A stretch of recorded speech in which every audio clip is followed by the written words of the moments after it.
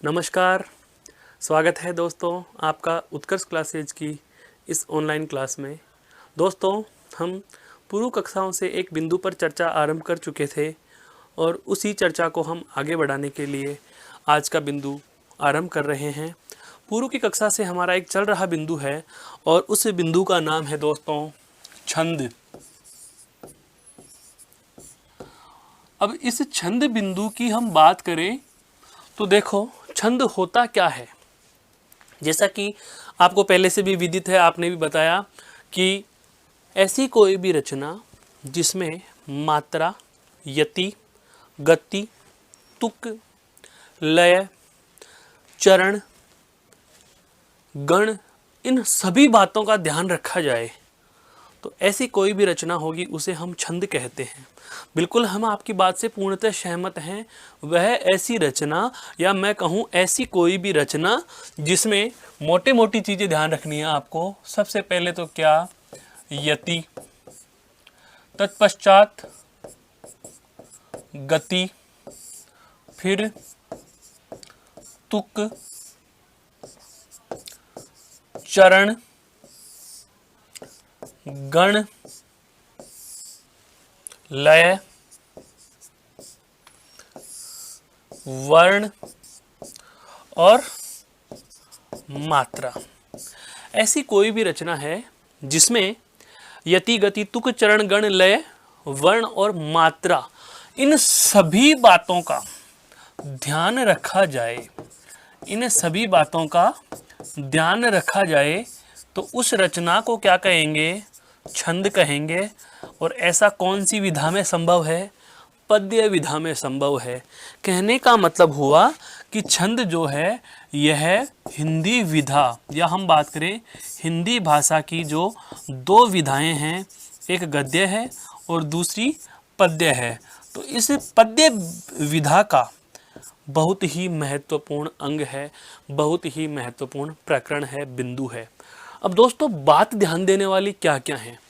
इस छंद विधा के अंतर्गत हम पढ़ चुके हैं सबसे पहले इसका परिचय, तत्पश्चात हमने जाना इसकी परिभाषा, उसके पश्चात हम इसके अवयवों की चर्चा कर रहे थे।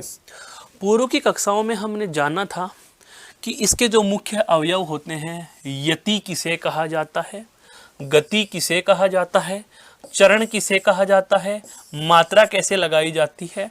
आज अब हम जो अनवरत चर्चा कर रहे हैं, जिस चर्चा को हम आगे बढ़ाने जा रहे हैं, वह अवयव से संबंधित ही है। जो छंद के मुख्य 6 अवयव माने गए। कितने अवयव मुख्य? 6। हालांकि यह प्रश्न कभी नहीं पूछा जाता कि छंद के कितने अवयव होते हैं, यह आपसे कदापि नहीं पूछा जाएगा, लेकिन पता होना चाहिए एक हिंदी के विद्यार्थी, हिंदी भाषी विद्यार्थी को कि छंद के मुख्यतः हम 6 अवयवों को चर्चा में सम्मिलित करते हैं। सबसे पहला आपका कौन सा? यति, फिर आता है गति, उसके बाद आता है चरण और उसके बाद आता है दल और उसके बाद में आता है आपका मात्रा, और अंतिम जो चर्चा का विषय होता है वो है कौन सा होता है दोस्तों? गण होता है। क्या होता है? गण।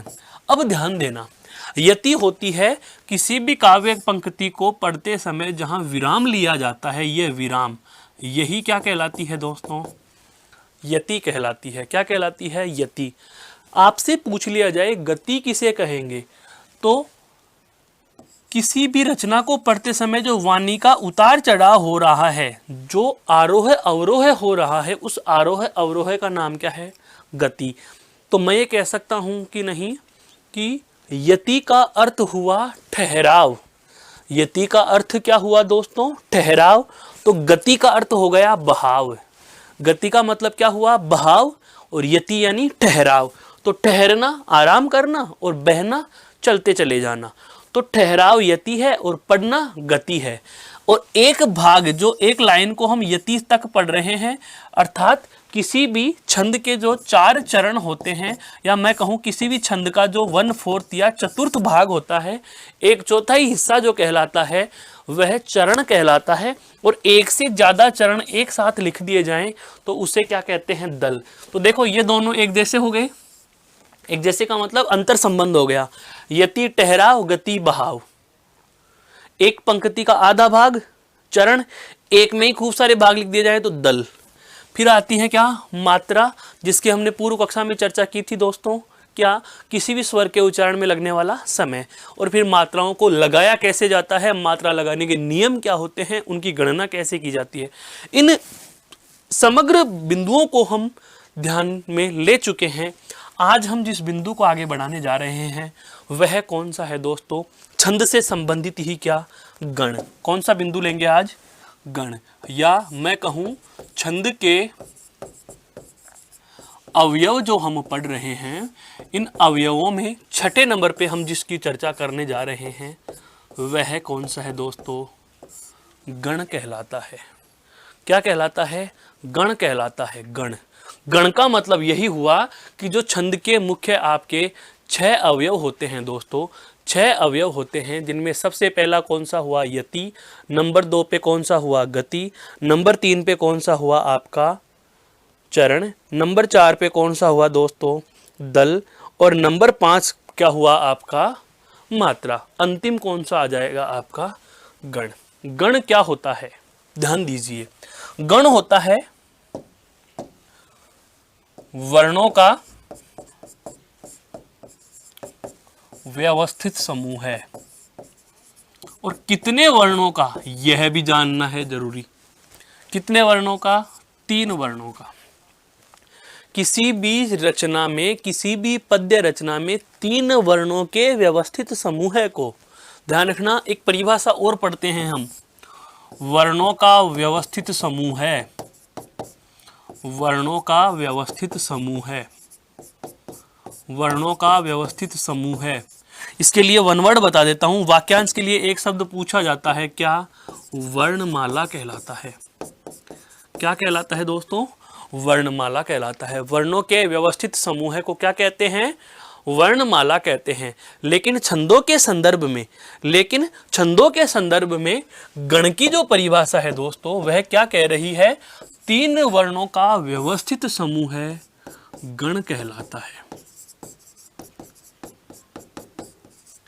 3 वर्णों के व्यवस्थित समूह को क्या कहते हैं दोस्तों, गण कहते हैं। 3 वर्णों के व्यवस्थित समूह को गण कहते हैं। एक बात समझ में आ जानी चाहिए, ये 3 वर्ण कौन कौन से हैं।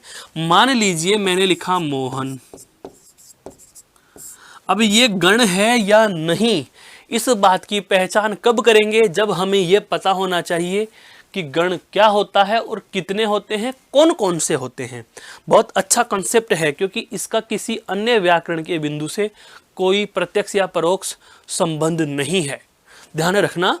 तो मोहन जो शब्द है, इस पर यदि हम मात्राएं गिनना चाहें तो आप कहेंगे कि मैं पे ओ जुड़ा हुआ है, 2 मात्राएं हैं में 1 और न में 1, तो कुल मात्राओं की संख्या कितनी हो गई दोस्तों, 4 मात्राएं। कितनी मात्राएं हो गई, 4 मात्राएं हो गई। अब इन 4 मात्राओं के अंदर गण है या नहीं, यह पता हम कब लगा पाएंगे, जब हमें यह पता हो कि गण योजना क्या होती है। गण योजना क्या होती है, गणों की संख्या कितनी होती है। तो दोस्तों अब गण की परिभाषा के बाद, गण किसे कहा, 3 वर्णों के व्यवस्थित समूह को गण कहते हैं। और ये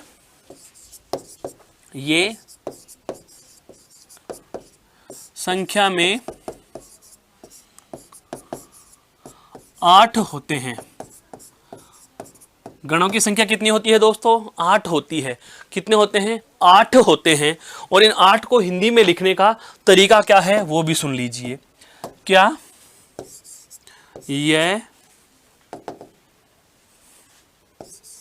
ये माता राजेभा ने से ले का।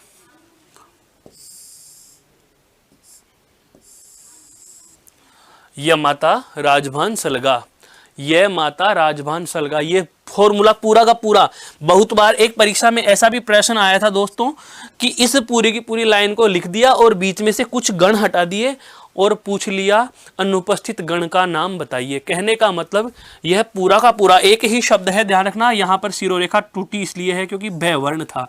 यह माता राजभान सलगा, ये कुल तो हैं ज्यादा, देखो कितने हो गए, 1 2 3 4 5 6 7 8।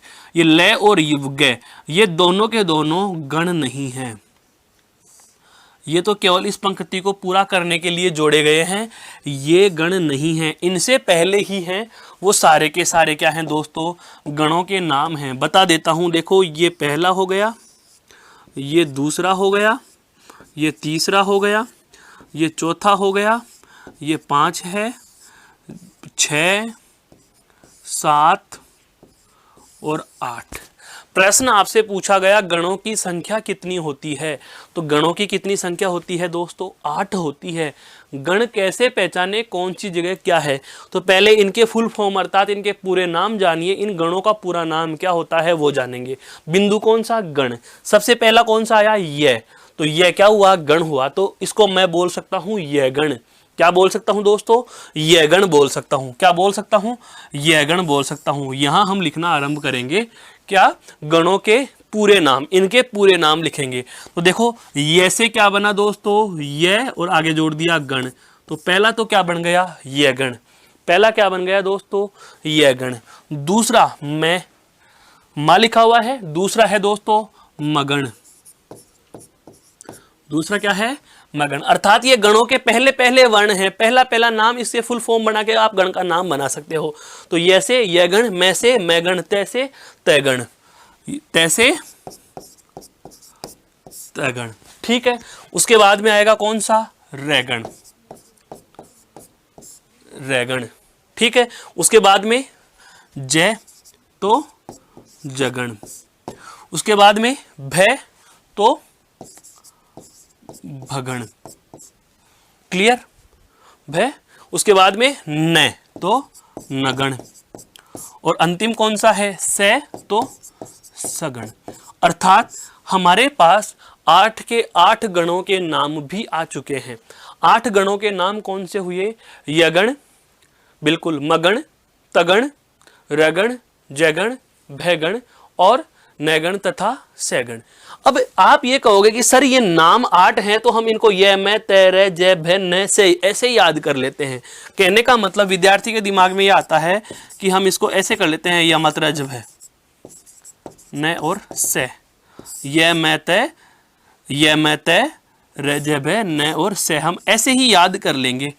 आप इसमें माँ, तारा ऐसे मात्राएं क्यों लगा रहे हैं, तो दोस्तों ये मात्रा ही नहीं, एक ऐसा शॉर्ट फॉर्म है जहां से आप इन गणों की लक्षण, इनकी विशेषताएं सब निकाल लोगे, इस एक लाइन से ही निकल जाती हैं।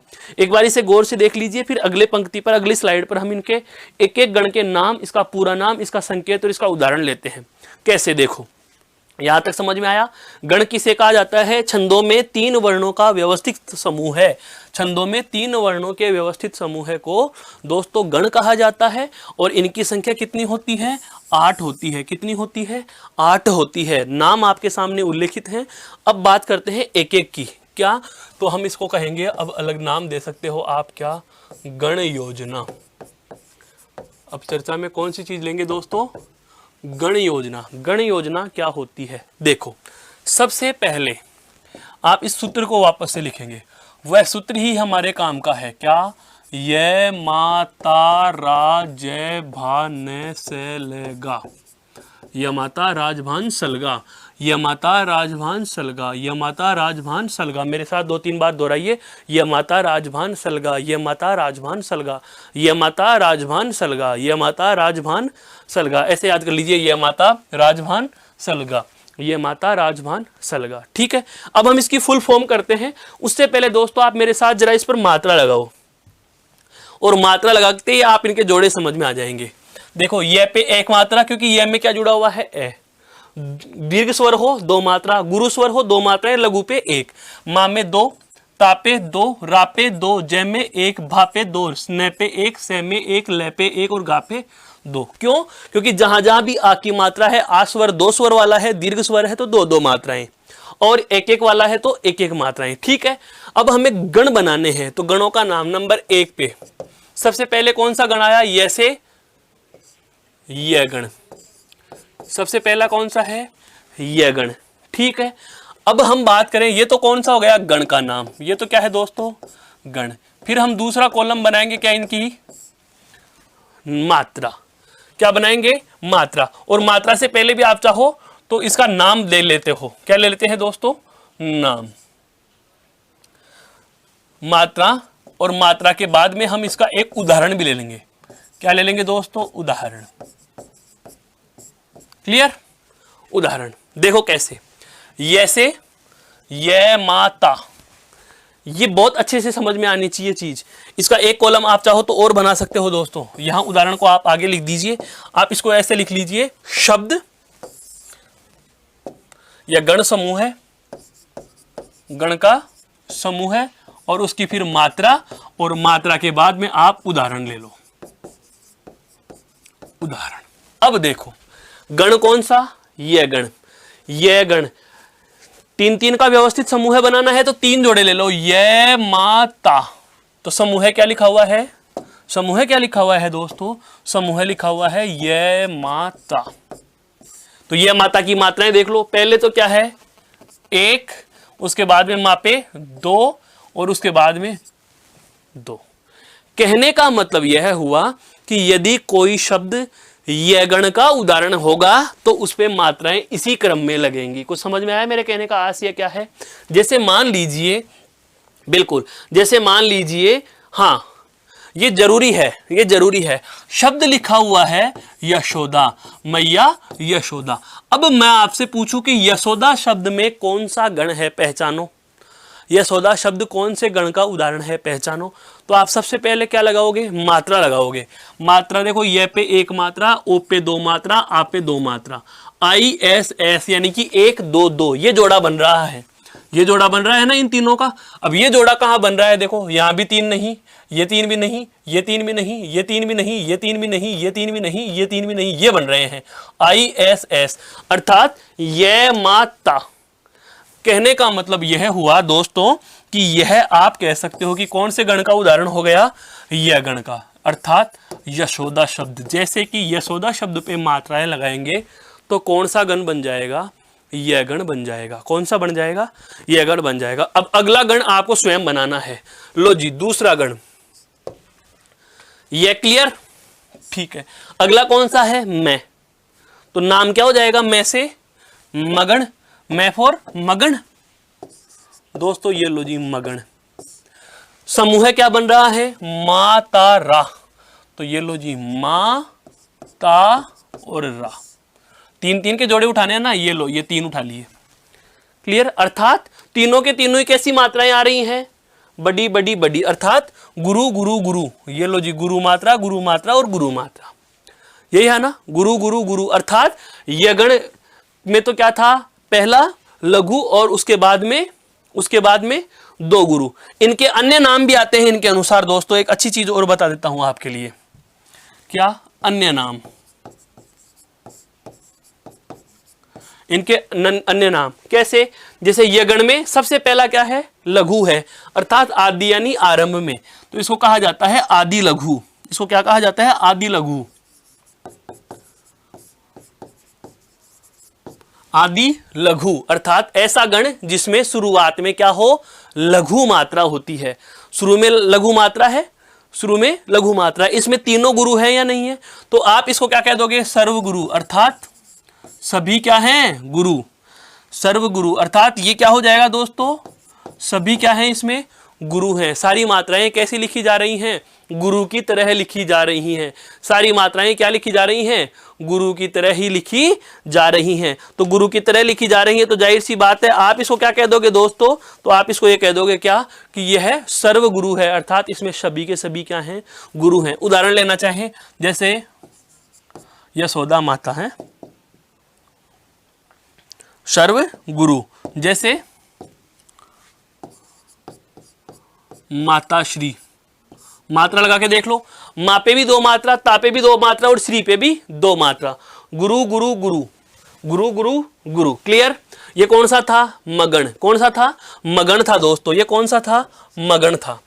ठीक है। पहला यह गण क्या है? आदि लघु। ये क्या है? सर्व गुरु। तीसरे पे आओ, यह माह खत्म,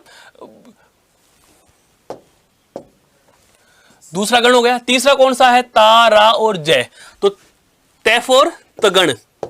तीसरे गण का नाम क्या आ जाएगा दोस्तों? तयगण आ जाएगा। तीसरा गण कौन सा है? तयगण है, तयगण। अब तयगण का समूह क्या बना? ता, रा, जय, अर्थात ता, रा और जय, ताराज। क्या बन रहा है, ताराज। तो मात्राएं देखो, गुरु गुरु लघु, अर्थात गुरु गुरु और लघु, तो ये गुरु और ये गुरु और ये लघु। तो अब इसमें देखो, आदि लघु, ये सर्व गुरु, ये अंत लघु, इसमें अंत में क्या आया, लघु आई, तो इसका नाम क्या हो जाएगा दोस्तों, अंत लघु, कि जिसके अंत में लघु मात्रा है। जिसके अंत में क्या है दोस्तों, अंत में जिसके लघु मात्रा है, अंत में जिसके क्या है, लघु मात्रा है, अंत में जिसको क्या है दोस्तों, लघु मात्रा है। जैसे तालाब है, तालाब, ये लो जी, ता ला और बे में एक मात्रा, तालाब। क्लियर। अगला देखो, तगण के बाद में क्या है, रे, तो जाहिर सी बात है अगले गण का नाम क्या आ जाएगा दोस्तों, रे, और रे फॉर रेगण, रे से रेगण। समूह क्या बनेगा, रा जय और भा, रा जय और भा, तो रा जय और भा, रा जय भा, रा जय भा। रा में मात्रा कितनी, 2, जय की 1 और भा की 2, तो इनके मध्य में क्या आ रहा है दोस्तों, लघु। आप इसको क्या कहोगे, मध्य लघु। इसको क्या कह देंगे दोस्तों, मध्य लघु, मध्य लघु, मध्य लघु। राज है भा, अर्थात जैसे भारती, भारती, भा 2 मात्रा, 1 मात्रा और 2 मात्रा। क्लियर। ये कौन सा होया दोस्तों, रेगण। कौन सा है अपना, रेगण। अगले पे बात करो, अगले की, नंबर 5। रा के बाद में कौन सा आ रहा है, जय, जय भा और न, तो जय फॉर जगण, जय फॉर जगण। समूह क्या बना, जय भा और न, जभान, क्या बना, जभान, अर्थात छोटा 2 और 1, अर्थात लघु गुरु लघु, तो लघु गुरु लघु। मध्य में क्या आ रहा है, गुरु आ रहा है, तो हम इसको क्या बोलेंगे, मध्य गुरु। क्या बोलेंगे दोस्तों, इसको मध्य गुरु बोल देंगे। क्या बोल देंगे, मध्य गुरु बोल देंगे। क्या बोल देंगे दोस्तों, इसको मध्य गुरु। जैसे प्रकार शब्द आता है ना, प्रकार या प्रकाश, प्रकाश, यहां पर 1, यहां पर 2 और यहां पर 1, ISI है, लघु गुरु लघु, जय भा न। क्लियर। अगले पे चलो, अगले पे नंबर 6। अगला गण कौन सा है, देखो इधर, जय के बाद में क्या आएगा, भा, तो नंबर 6, भय फॉर भगण, बै फॉर भगण, और समूह क्या बनेगा, भा न और से। 3 के समूह ही लेने हैं ना, तो भा न और से। यहां पर क्या आ रहा है, सबसे पहले गुरु और उसके बाद में लघु लघु, तो गुरु लघु और लघु। अब इसमें क्या आया, आरंभ में गुरु, तो इसको आप क्या कह दोगे, आदि गुरु, अर्थात आदि गुरु, शुरू में जिसके गुरु हो। जैसे यहां आदि लघु, जिसके आदि शुरू में लघु था, यहां पर आदि गुरु, जिसके आरंभ में गुरु है। क्लियर। जिसके आदि में क्या है, गुरु है, जिसके आदि में क्या है, गुरु है। जैसे भारत, जैसे भारत, 2 1 1, 2 1 1। क्लियर। 2 1 1, इसको क्या कहेंगे दोस्तों, भयगण कहेंगे। क्या कहेंगे, भगण कहेंगे। अगला देखो, भय के बाद में कौन सा आ रहा है, न, तो अगला गण कौन सा हो गया दोस्तों, नैगण हो गया। कौन सा हो गया, नैगण हो गया। कौन सा हो गया, नैगण। और नैगण का समूह क्या है, न से ले, न से ले, न से ले, नैसल, न से और ले। दोस्तों तीनों पे 1 1 मात्राएं हैं, तो ये लो 1 1 और 1, और यहां पर सारे के सारे ही छोटे हैं, तो इसको बोलेंगे क्या, सर्व लघु। जैसे यहां पर आया था सर्व गुरु, ये क्या है, सर्व लघु, अर्थात सारे के सारे ही छोटे लिखे जाएंगे हैं। सारे के सारे ही क्या लिखे गए दोस्तों, यहां पर छोटे लिखे गए। जैसे कमल, कमल, सभी छोटे हैं, यहां पर सभी छोटे, अर्थात 1 मात्रा वाले स्वर, 1 मात्रा वाले स्वर। न का काम क्लियर। अब अगला कौन सा है, से। अब पता चला ये यहां पर क्यों रखे गए थे 2, ताकि इसका गण पूरा बनाया जा सके, इसका समूह पूरा बनाया जा सके। अगला गण कौन सा है, सैगण। अगला गण कौन सा है दोस्तों, सैगण है, सैगण, सगण। सैगण का समूह क्या है, सलगा, सैलेगा। सगण का समूह क्या है दोस्तों, सलगा। और सलगा में मात्रा क्या है, लघु लघु और गुरु, लघु लघु और गुरु। अब अंत में गुरु आ रही है, तो हम इसको क्या कहेंगे, जैसे देखो, आदि लघु, सर्व गुरु, अंत लघु। अब यहां पर क्या हो जाएगा, अंत गुरु, अर्थात ऐसा गण जिसके अंत में गुरु हो, अंत में जिसके गुरु हो। एक दूसरे से सारों के लक्षण प्रत्येक का अलग है, एक का अन्य सभी से अलग लक्षण है। वही देखो, अंत गुरु, तो अंत गुरु एक ही, अब इसके अलावा अंत गुरु और कहीं भी नहीं है। ये देखो, ये सर्वगुरु है और यह मध्य गुरु है और यह आदि गुरु है। अर्थात एक गण अन्य किसी गण से पूर्ण रूप से भिन्न है, उससे कोई संबंध नहीं है। न तो मात्राओं में समानता, न उसके वर्ण समूह में समानता, न उसके समूह में समानता। जैसे सरिता है, जैसे सरिता, ता में आ की मात्रा 2 और से और रे ई की मात्रा छोटी अर्थात 1 1, तो 1 1 2, 1 1 और 2 लग जाएंगी, 1 1 और 2 लग जाएंगी। यहां पर ये ध्यान देने वाली बात है दोस्तों। तो यह थी आपकी क्या, गण योजना। यह क्या है, हमारी गण योजना। मेरे कहने का आशय यहाँ यह है कि जब भी हम छंद निर्धारण करेंगे तो छंदों के निर्धारण के लिए आवश्यक विषय वस्तुओं में 2 बातों का महत्वपूर्ण योगदान होगा। एक होगी किसी भी छंद में मात्राओं की संख्या, दूसरी होती है किसी भी छंद में वर्णों की संख्या।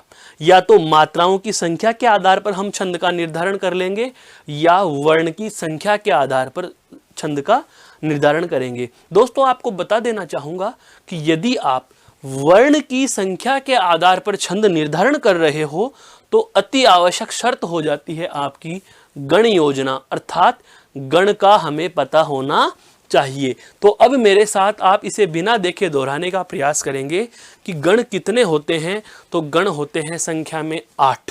कितने होते हैं? 8। ये गण, मैं गण, तय गण, बिल्कुल, रैगण, जयगण, भैगण, नैगण और सगण। ये मा ता रा जय भा न से और ले और गा, ये दोनों गण नहीं है, ये हमने केवल इनकी गण योजना या इसका सगण का पूरा वर्ण समूह बनाने के लिए ले और गा को लिखे हैं। समझ में आया कि नहीं आया? ले यानी लो और ग यानी गण। लो जी, गण योजना कंप्लीट हो गई है। तो मेरे कहने का आशय यह है कि जब आपको यह पूछा जाए कि छंद के जो अवयव हैं उसमें महत्वपूर्ण अवयव कौन से हुए, तो महत्वपूर्ण अवयवों में देखो नाम आता है, एक तो विस्तार जिसने प्राप्त किया ऐसा अवयव, एक तो है मात्रा और दूसरा दोस्तों कौन सा है? गण। दूसरा कौन सा है? गण। गण योजना होती है 3 वर्णों का व्यवस्थित समूह है। और यहां से 3 हटा दूं, केवल लिख दिया जाए वर्णों का व्यवस्थित समूह है। ये रहा, वर्णों का व्यवस्थित समूह है। तो यह गण की परिभाषा नहीं बल्कि गद्य व्याकरण की वर्णमाला शब्द की परिभाषा हो जाती है कि वर्णमाला किसे कहते हैं? वर्णों के व्यवस्थित समूह को वर्णमाला कहते हैं। और 3 वर्णों के व्यवस्थित समूह को क्या कहा जाता है? गण कहते हैं। क्या कहते हैं दोस्तों? गण कहते हैं। गण की संख्या कितनी होती है? 8 होती है। ये उनके नाम है। ये क्या है दोस्तों गणों के? ये नाम है, नाम है। ये दोनों, ये 8 के 8 क्या है? नाम है आपके समक्ष। यह इनका क्या है दोस्तों? गण का सूत्र है। गण सूत्र भी आपको याद होना चाहिए। यह माता राजभान सलगा, यह माता राजभान सलगा, यह माता राजभान सलगा। और इसी सूत्र पे आपको क्या लगा लेनी है? ऐसे मात्राएं लगा लेनी है। इसी सूत्र पे क्या लगा लेनी है दोस्तों? इसी सूत्र पे हमें क्या लगा लेनी है? मात्रा लगा लेनी है। और फिर इन मात्राओं से हमें क्या करना है? इस प्रकार से ऐसे 3-3 जोड़े बना लेते हैं। जैसे यह गण हो गया, उसके बाद में यह तगण हो गया, यह मगण हो गया, उसके बाद एक जोड़ा यह बन गया। फिर आप तत्पश्चात जोड़ा बनाएंगे, यह बन गया। तत्पश्चात जोड़ा बनाएंगे ऐसे। 3-3 के समूह है, 3-3 के समूह बना दो, 3-3 के समूह है ऐसे। तो आप 8 समूह बना लेते हो। और जो 8 समूह बनते हैं उन 8 समूहों के नाम भी आपके सामने लिखे हुए हैं। देखो, ये तो रहे समूह है, ठीक है। ये उन समूहों की लिख दी मात्राएं और ये उनके उदाहरण और ये उन गणों के अनुसार उस गण का अन्य नाम आपके समक्ष मैंने लिख दिया है। ये क्रमांक संख्या और ये 8 के 8 आपके क्या आ गए हैं दोस्तों? गण योजना आपके समक्ष मैंने प्रस्तुत कर दी है। तो यह तो थे छंद के मुख्य 6 अवयव, जिसमें सबसे पहले हमने चर्चा की थी यति, तत्पश्चात गति, फिर पढ़ा चरण, फिर पढ़ा दल, उसके बाद मात्रा, मात्राओं के नियम, मात्राओं की गणना और वर्णों की गणना। उसके बाद हमने अभी अभी जाना गण और गण का समूह, गणों के समूहों के नाम और उनके उदाहरण तथा उनके अन्य नाम और उन गणों के अनुसार उनकी मात्राएं। जैसे मैं कहूं कि द्रुत विलंबित छंद हम पढ़ेंगे तो उसमें ध्यान से समझना, एक बहुत अच्छी समझ में आएगी बात। क्या कि द्रुत विलंबित एक छंद का नाम है दोस्तों, अभी आएगा। द्रुत विलंबित हम एक छंद पढ़ेंगे तो द्रुत विलंबित छंद जब मैं आपको पढ़ाऊंगा तो उसमें आपको नगण भगण भगण रगण की गण योजना मिलेगी। द्रुत विलंबित होय नभ भरा, अर्थात द्रुत विलंबित छंद में नगण भगण भगण रगण की गण योजना होती है। अब आप आराम से पहचान सकते हो कि द्रुत विलंबित छंद कौन सा होगा, उसके लक्षण क्या होते हैं। एक इन 4 वर्णों से सब कुछ पता चल जाएगा। कैसे कि जब हम द्रुत विलंबित छंद का कोई उदाहरण पढ़ेंगे दोस्तों, तो उस समय हमें पहले 3 अक्षरों पे नगण के अनुसार मात्राएं मिलेंगी। तो द्रुत विलंबित छंद के अनुसार देखो, नगण के अनुसार मात्राएं, अर्थात सबसे पहले 3 मात्राएं, 3 वर्णों पे मात्रा ये आएगी, एक पंक्ति की बात बता रहा हूं। उसके बाद में भगण भगण अर्थात भानस भानस, ये रहा देखो, गुरु लघु लघु, गुरु लघु लघु, गुरु लघु लघु, और उसके बाद में रगण अर्थात राजबा, गुरु लघु गुरु है, गुरु लघु और गुरु। बहुत अच्छे से समझो इस चीज को, अभी क्लियर हो जाना है ये वाली बात है। रगण को गुरु, गुरु लघु और गुरु, ये लो। अगर द्रुत विलंबित छंद का उदाहरण है, द्रुत विलंबित छंद का यदि उदाहरण होगा तो उस पूरी लाइन पर ये मात्राएं लगेंगी। पहले अक्षर पे, पहले वर्ण पे 1 मात्रा, दूसरे पे 1 मात्रा, तीसरे पे 1 मात्रा, चौथे पे 2, पांचवें पे 1, छठे पे 1, सातवें पे 2, आठवें पे 1, नौवें पे 1, 10वें पे 2, 11वें पे 1 और 12वें पे 2। तो आप अब बता सकते हो, बताओ इस द्रुत विलंबित छंद में वर्णों की संख्या कितनी होती है।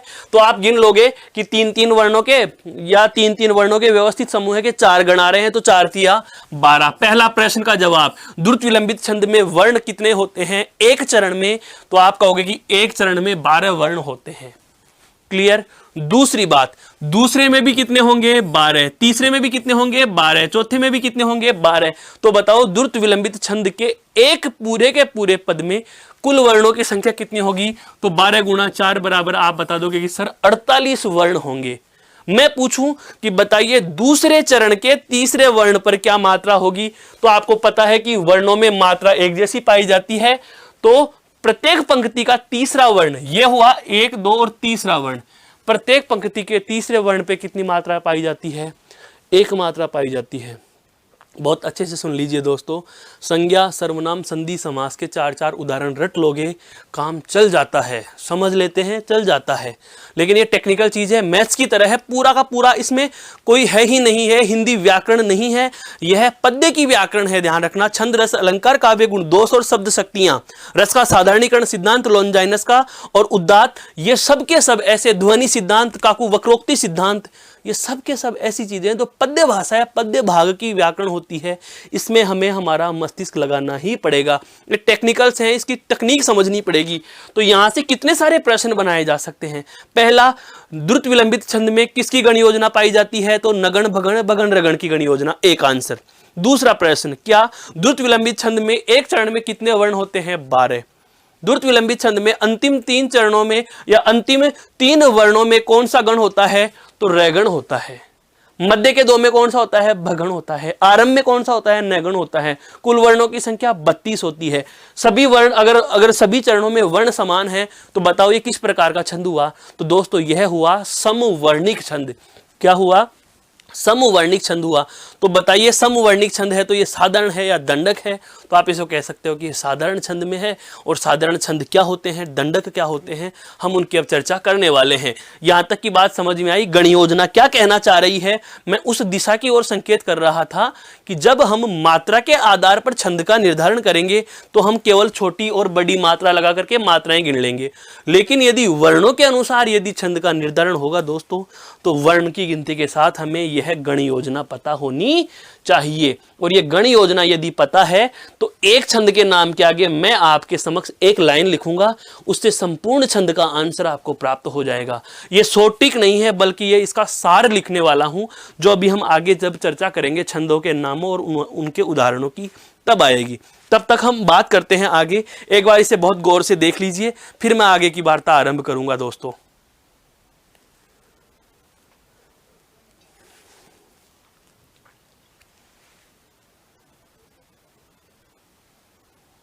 यह सारा का सारा था जो वृत्तांत था, वह था हमारा कौन सा, गण से संबंधित। अब छोटी छोटी दो बातें आपको और पता होनी चाहिए। देखो क्या, एक होती है तुक, यह भी हम छंद में ही पढ़ते हैं, छंद के अवयव के अंदर ही। क्या होती है दोस्तों, तुक क्या होती है, तुक। कोई भी एक चरण है हमारे पास, कोई भी दूसरा चरण है हमारे पास, कोई भी 4 चरण है हमारे पास, और कोई भी 8 चरण है हमारे पास। ध्यान रखना, जैसे कि अलंकारों में आपने नाम सुना होगा, अलंकारों में एक अलंकार का नाम है, बहुत अच्छा सा नाम है, सबको याद रहता है, अनुप्रास। कौन सा नाम है दोस्तों, अनुप्रास। अनुप्रास अलंकार का एक अन्य प्रकार है, या अनुप्रास अलंकार का जो एक उपभेद है, अलंकार के भेदों में अनुप्रास और अनुप्रास का एक उपभेद है जिसका नाम है अंत्यानुप्रास। अंत्यानुप्रास अलंकार के यदि आपने उदाहरण पढ़े हो तो आपको याद हो रहा होगा, याद आ रहा होगा कि ऐसा अलंकार या ऐसी कोई भी पद्य रचना जिसके चरणों के अंत में एक समान ध्वनि या एक समान वर्ण आते हों। अर्थात अब आ रही है वह बात, क्या, जय हनुमान ज्ञान गुण सागर। क्लियर, जय कपीस तिहु लोक उजागर। जय हनुमान ज्ञान गुण सागर, जय कपीस तिहु लोक उजागर है। महावीर विक्रम बजरंगी, कुमति निवार सुमति के संगी। दोस्तों ध्यान देने वाली चीज बता रहा हूं, क्या यहां पर रैवर्ण है, यहां भी रैवर्ण है, अर्थात एक समान वर्ण आ रहा है, कौन सा, रे। यहां पर भी देखो गे के साथ क्या जुड़ा हुआ है, ई। क्या जुड़ा हुआ है, ई। तो ये जो वर्ण का आना है, अर्थात सम चरणों में, या मैं कहूं कि किसी छंद के सम चरणों में या किसी भी छंद के चरण के अंत में एक समान ध्वनि आती है, उसे कहते हैं तुक मिलना। उसे क्या कहते हैं दोस्तों, तुक मिलना। छंद में अगर तुक मिल रही है तो उसे राग कह सकते हैं। राग की क्या बढ़ जाती है दोस्तों, संभावना बढ़ जाती है। अब ये सब चीजें आपको वैसे ही तकनीक से समझनी है। अगर किसी भी चरण या समान चरणों में, या मैं कहूं 2 या 2 से अधिक चरणों के अंत में वर्ण समान आ रहे हैं, रे रे, गे गे, या गी गी, या अंगी अंगी, देखो संगी रंगी अंगी, तो अंगी आ रहा है, और यहां पर गर गर अर्थात अर की ध्वनि आ रही है, तो एक समान ध्वनि आ रही है, अंत में एक समान वर्ण का आना, अलंकार के अनुसार तो अनुप्रास अलंकार। परिभाषा क्या हो रही है, वर्ण की आवर्ती हो रही है, बिल्कुल रे वर्ण की आवर्ती हो रही है, गे के साथ ई की आवर्ती हो रही है। दूसरी बात, अंत में एक समान है, इसलिए अंत्या अनुप्रास, अर्थात लाइन के अंत में अनुप्रास है, बिल्कुल अंत में अनुप्रास है। तो ये तो आपके अनुप्रास अलंकार या काव्य शास्त्र के एक बिंदु अलंकार के संदर्भ से सही हो गया। दूसरी बात, छंद के संदर्भ से समझे तो अंत में एक जैसे ध्वनिया का आना, अर्थात तुक मिल रही है, और यदि तुक मिल रही है तो राग की संभावना बढ़ सकती है, और यदि राग की संभावना बढ़ सकती है तो जाहिर सी बात है पद कौन सा है, गेय है। क्या है दोस्तों, गेय। गेय का मतलब जिसे गाया जा सकता हो, जिसे गाया जा सकता है, अर्थात ऐसा पद जिसे गाया जा सकता है। गेयता का गुण जिस काव्य में पाया जाता है, जिसको राग के साथ गाया जाता है। आपने भी बहुत बार सुना होगा, हनुमान चालीसा या हम कहें रामचरितमानस की चौपाइयाँ या दोहे या सोरठा हम सुनते हैं, तो उस समय हमें बहुत सारे पदों को राग के साथ गाते भी हैं, दोहराते भी हैं, श्रवण को भी मिलते हैं, वाचन को भी मिलते हैं। तो वह वजह यही है कि अंत में तुक मिलना। तो तुक का मतलब समझ में आ गया, यदि किन्हीं 2 चरणों के या 2 से अधिक चरणों में अंत में, किन्हीं 2 या 2 से अधिक चरणों के अंत में एक समान ध्वनि का आना क्या कहलाता है, तुक कहलाता है। क्या कहलाता है दोस्तों, तुक कहलाता है। हम इसे परिभाषा के शब्दों में भी बांध सकते हैं, क्या, किन्हीं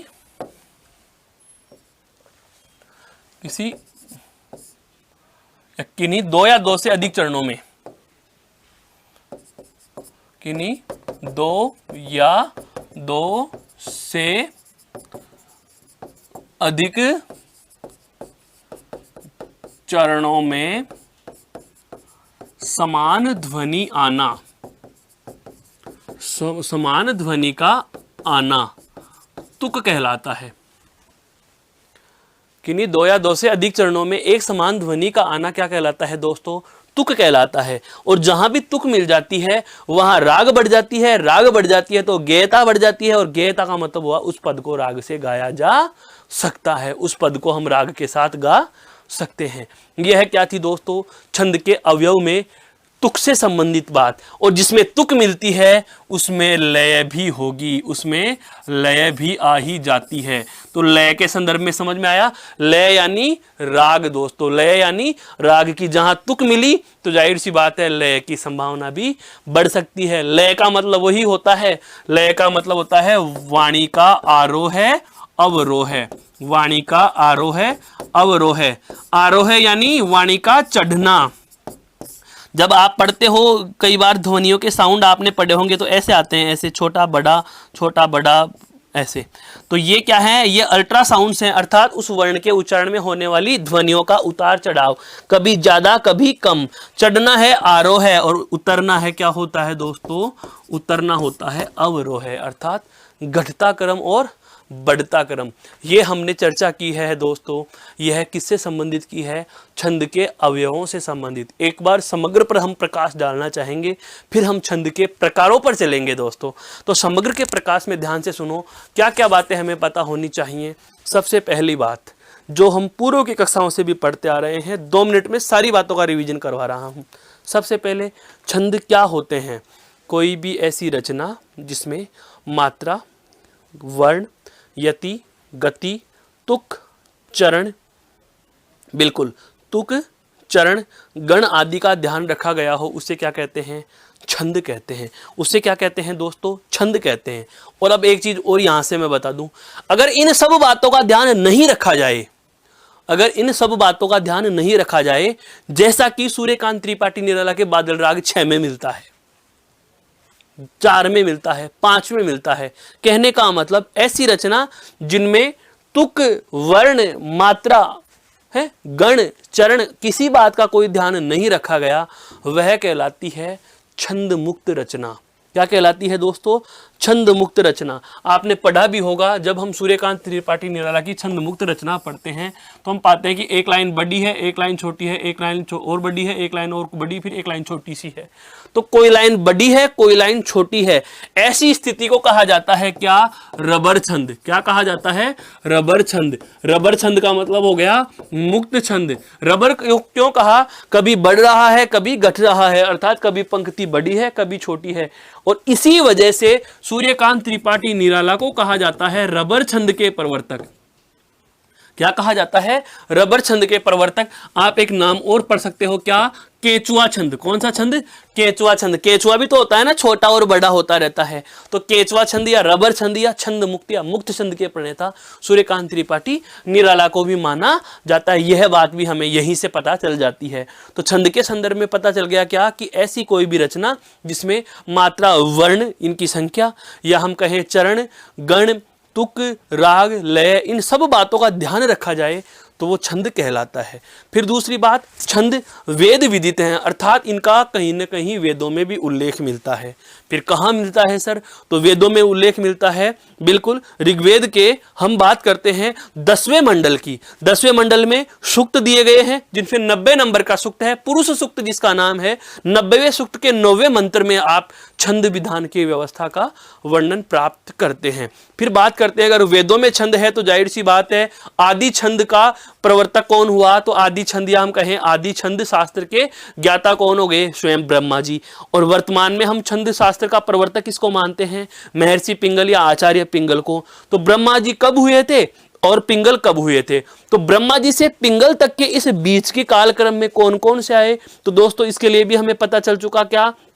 सबसे पहले ब्रह्मा जी, उसके बाद बृहस्पति, उसके बाद च्यवन, च्यवन के बाद मांडव्य, फिर सैतव, सैतव के बाद यास्क मुनि, और यास्क मुनि के बाद में कौन आते हैं आपके आचार्य पिंगल आते हैं, जिनकी रचना का नाम क्या है छंद सूत्र, और छंद सूत्र को ही क्या कहा जाता है आदि छंद शास्त्र ग्रंथ का नाम भी दिया गया। उसके बाद हमने बातें करी क्या छंद के अवयवों की, मुख्य रूप से 6 अवयव, यति और गति, यति यानी ठहराव, गति यानी बहाव, क्लियर। उसके बाद में चरण और दल, चरण क्या होता है छंद का चतुर्थांश चरण कहलाता है, एक से अधिक चरण एक साथ लिख दिए जाए तो उसे दल कहा गया।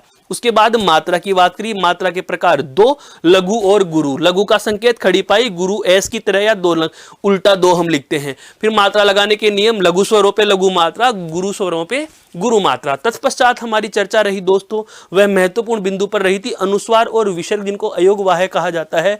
सदैव गुरु होंगे लेकिन अनुनासिक, अगर लघु के साथ है तो लघु मात्रा, गुरु के साथ है तो गुरु मात्रा। और एक महत्वपूर्ण बात हमने वहां पढ़ी थी, वह थी संयुक्त अक्षर से ठीक पहले वाले वर्ण पे यदि लघु मात्रा है तो भी 2 मानी जाएंगी, लेकिन उसी शब्द में उससे पूर्व वाले शब्द पर कोई प्रभाव नहीं पड़ता है। फिर छंद के अवयव में अंतिम जो बात हमने अभी अभी जानी है वह कौन सी थी दोस्तों, आपकी गण योजना। कौन सी थी, गण योजना, जिसमें 8 गण यमाता राजभान सलगा, और इनके नाम हमने जाने, नामों के साथ हमने इनके समूह की चर्चा करी, मात्राओं की चर्चा करी, उदाहरणों की चर्चा करी और अन्य नामों की चर्चा की। ये सब जानने के बाद हमारी एक छोटी सी चर्चा और रही है दोस्तों, वह किस पर रही है कि लय क्या होता है, तुक क्या होती है, राग का मिलना किसे कहेंगे, गेयता का गुण क्या होता है। ये सब बातें जान लेने के बाद अब हम बहुत खूबसूरती से आरंभ करने वाले हैं, क्योंकि अब तक जो जितना भी हमने पढ़ा वह सारा है छंद का रॉ मटेरियल, छंद के लिए कच्चा माल। छंद शास्त्र का अध्येता अगर विद्यार्थी बनना चाह रहा है तो उसे इन सब बातों का पता होना चाहिए, तभी वह छंद पहचान सकता है, तभी वह छंद समझ सकता है। अगर छंद का परिचयात्मक ब्यौरा ही आपको पता नहीं तो छंद का पढ़ना एक प्रकार से किंवदंती या मजाकिया मात्र रह जाता है। तो अब हम बात करते हैं दोस्तों क्या, छंद के प्रकार की। किसकी बात करेंगे दोस्तों, छंद के प्रकार की। तो अगली हमारी आज की हेडिंग हो जाएगी, वह क्या हो जाएगी क्या दोस्तों, छंद के प्रकार।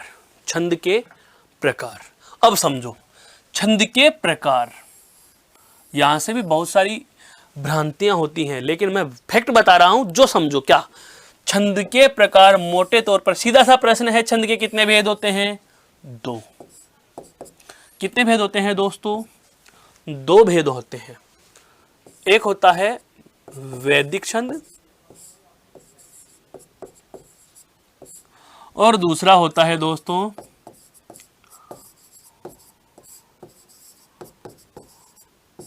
लौकिक छंद। एक तो कौन सा होता है वैदिक छंद और दूसरा कौन सा होता है लौकिक छंद।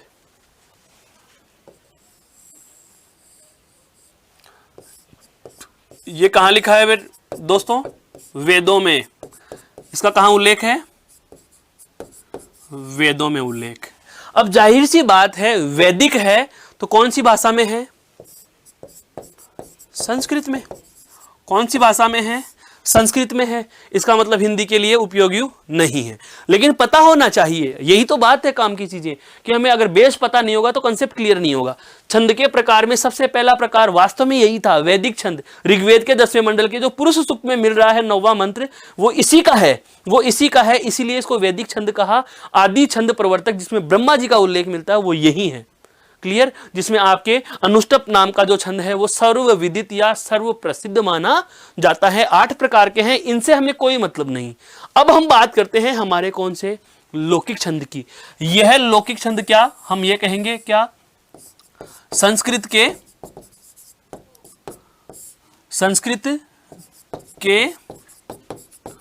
लौकिक रूप, या मैं कहूं वर्तमान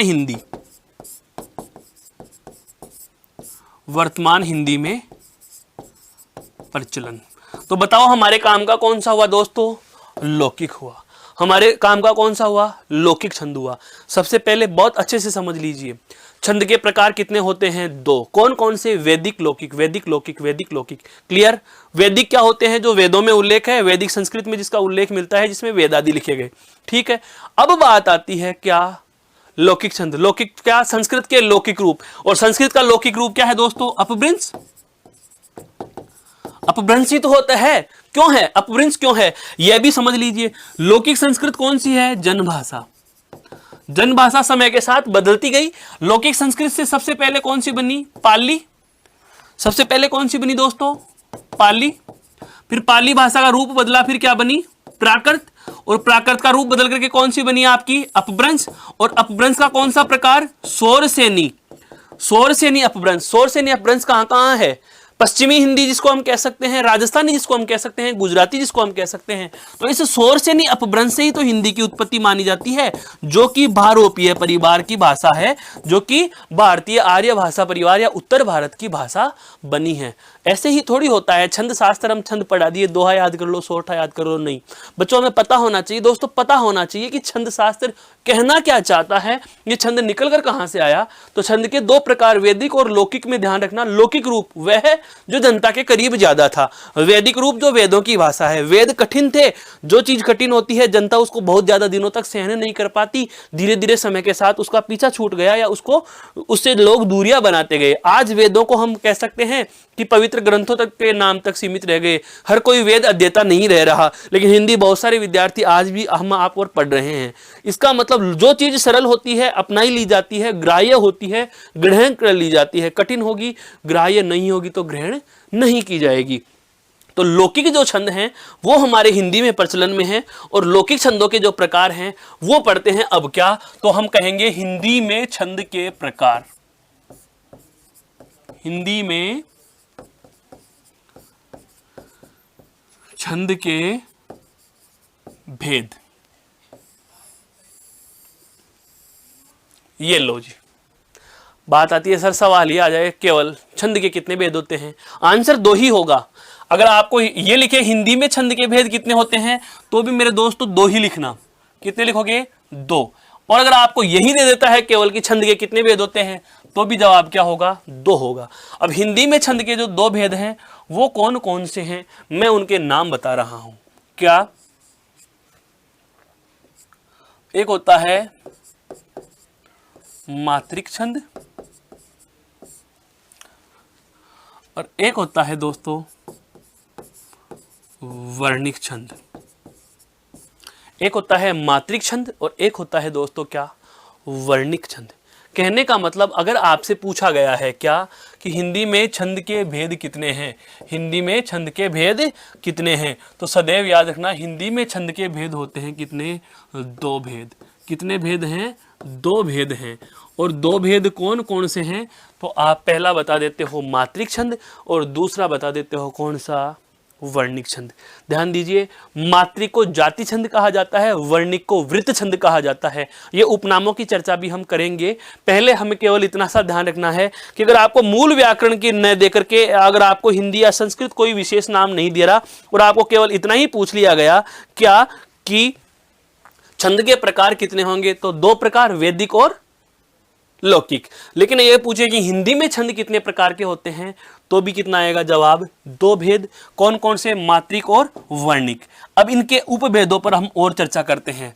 मात्रिक को हम क्या कहते हैं? जाति छंद। क्या कहते हैं दोस्तों? जाति छंद। और ये क्या कहलाता है? वृत्त छंद। क्या कहलाता है? वृत्त छंद। ठीक है। फिर मात्रिक छंद के भी वापस से तीन भेद।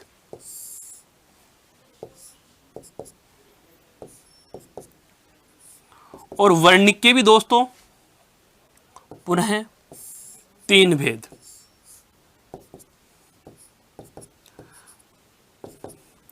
कौन कौन से हैं? सममात्रिक या केवल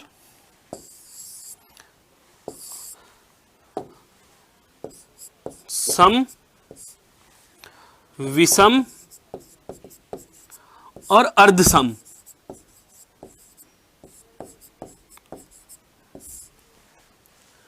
मात्रिक के तीन भेद नाम आपके समक्ष मैंने लिख दिए। क्या क्या? सममात्रिक छंद, विषम मात्रिक छंद और अर्धसम मात्रिक छंद। इनकी परिभाषाएं अभी आपके समक्ष में प्रस्तुत करने वाला हूं। पहले केवल हमें यह ध्यान रखना है क्या कि वे छंद जिनकी मात्राएं या जिनको मात्राओं के आधार पर पहचाना जाता है, तो सबसे पहला तो कौन सा हुआ, मात्रिक। और वे छंद जिन्हें वर्णों की संख्या के आधार पर पहचाना जाएगा वो कौन से होंगे, वर्णिक छंद। और वर्णिक छंद के भी वही 3 प्रकार, और कौन कौन से होंगे वर्णिक छंद के 3 प्रकार, वही सम, अर्धसम और विषम। सम, अर्धसम और विषम। यहां भी सम, अर्धसम और विषम। आपको इन चाहो तो इसको इसी क्रम में लिख सकते हो, सम, अर्धसम और विषम। सम, अर्धसम और विषम। अब जो आपका सममात्रिक या समवर्णिक, यहां तक दोनों नाम समान हैं, सममात्रिक या समवर्णिक है, इसके पुनः 2 भेद होते हैं। इसके पुनः कितने भेद होते हैं दोस्तों, 2 भेद होते हैं। एक नाम आता है क्या, साधारण, और एक नाम आता है क्या, दंडक। साधारण छंद और एक दंडक।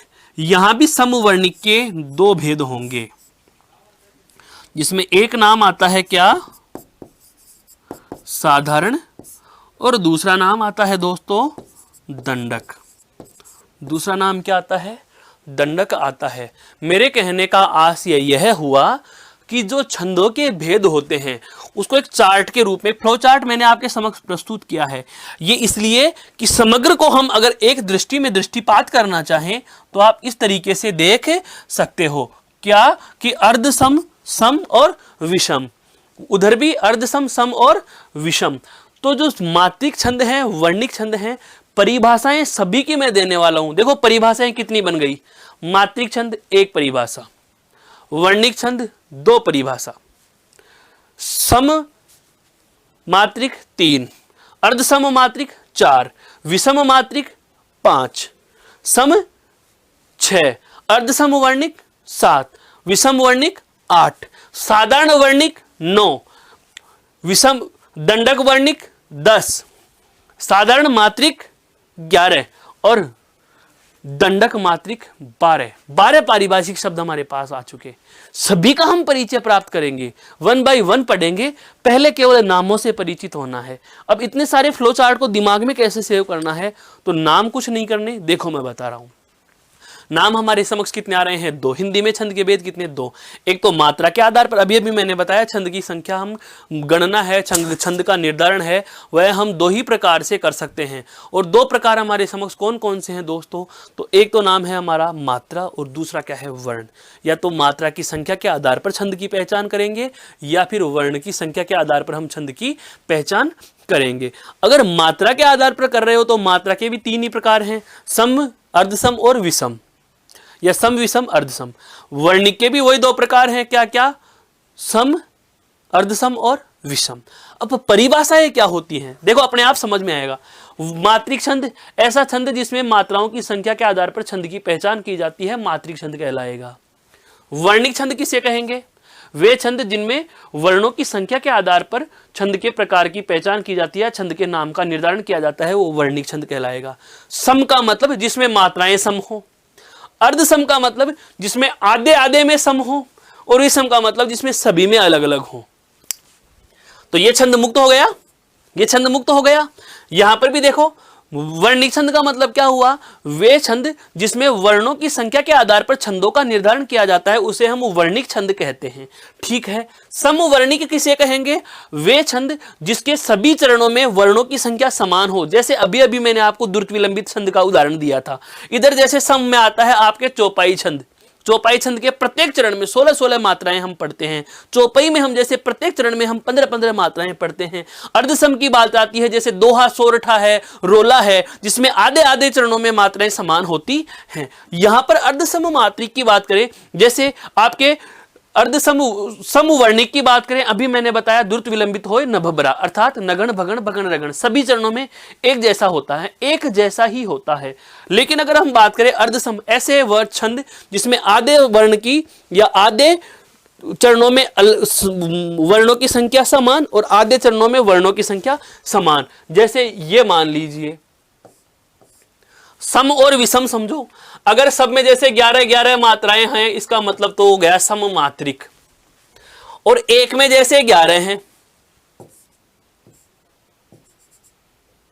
एक में जैसे 11 और एक में 13, यहां भी 11 और यहां भी 13, तो आधे में 11-11 और आधे में 13-13, इसे कहेंगे अर्धसम। अगर मात्रा है तो अर्धसम मात्रिक, और अगर ये वर्ण है तो अर्धसम वर्णिक। और अगर सभी 11-11 होते, अगर सभी 11-11 होते तो अगर मात्राएं होती तो सममात्रिक, और अगर वर्ण होते तो समवर्णित। और यदि यहां पर 11, यहां पर 14, यहां पर 15, यहां पर 16, सभी में अलग अलग होते और मात्राएं होती है तो इसको कहते हैं विषम मात्रिक, और यदि ये वर्ण होते तो इसको कहते हैं विषम वर्णिक।